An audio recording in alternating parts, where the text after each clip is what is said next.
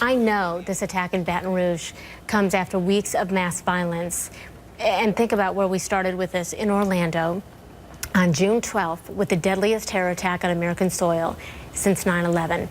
49 people losing their lives in the lone wolf ISIS-inspired attack on the LGBTQ community at that nightclub named Pulse. 37-year-old Alton Sterling then gunned down by police outside a convenience store in Baton Rouge July 7th. One day later, Philando Castillo shot and killed by a police officer during a traffic stop, and his death was live streamed on social media. And when the world didn't think that they could handle any more violence, the next day, 5 Dallas police officers killed in an ambush on police. And then a week later, a lone wolf attack in Nice, France, killing 84 people. They were mowed down by a man in a tractor trailer.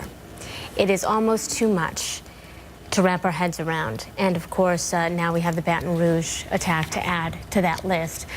Psychologist Erik is with us because, Erik, I know, look, all of us, each of us have our own breaking point. It's different for everybody, certainly, but generally, how does back-to-back violence like this affect those of us who necessarily aren't there, but we're watching it?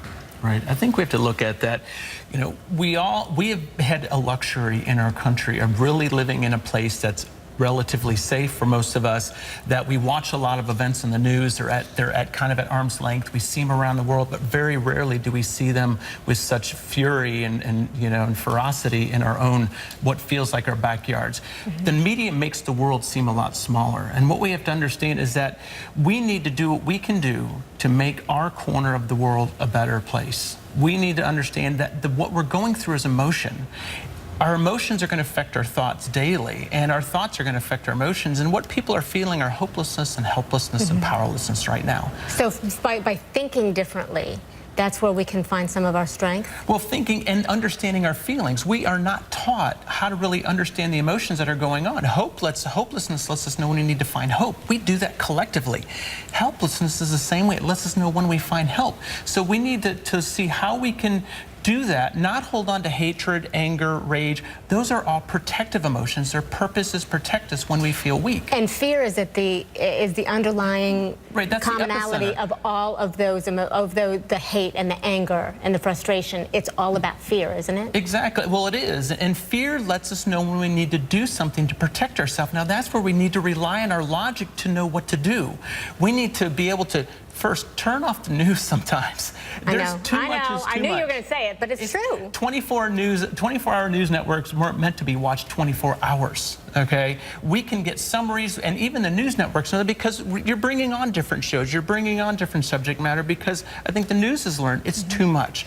So we have to, though, take responsibility for our own balance. Well, and let's be very honest, we're most likely not going to find a lot of that balance on social media. Right. There are places on social media, I think, where there are safe zones. There are people who truly want to help other people, but a lot of times they're infiltrated by that same hate that we're witnessing in real life. It's just on the computer, and that's very effective on us, isn't it? It is, and it brings, it's a place where people vent. You know, it's now the new water cooler, whether it's Twitter, Facebook, Instagram, all these things. It's a place where people vent, and often people want to make a difference, and they feel like they're making a difference, sharing their thoughts and feelings.